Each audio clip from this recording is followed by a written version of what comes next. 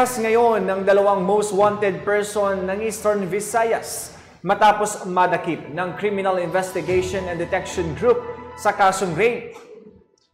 Ang walang humpay na pagkilos ng pulisya sa kampanya laban sa kriminalidad ay naglalayong wakasan lahat ng iligal na aktibidad at panagutin ang mga kriminal sa kanilang pagkakasala sa batas. Ibabalita yan ni NUP Jonas Insya.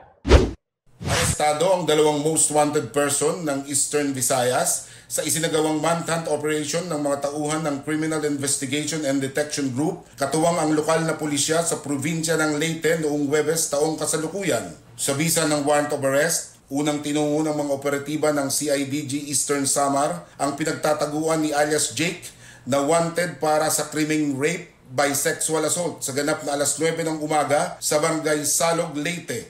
Samantala, inaresto naman ang mga tauhan ng CIDG Northern Leyte sa barangay Dolores, Ormoc City, Leyte ang 18 taong gulang na si alias Reggie na may warrant of arrest para sa kasong rape na walang inirekomendang piyansa. Ang dalawang naarestong akusado ay dinala sa kustodiya ng mga umarestong CIDG units bago ibalik ang kanilang mga warrant sa nag-isyong korte.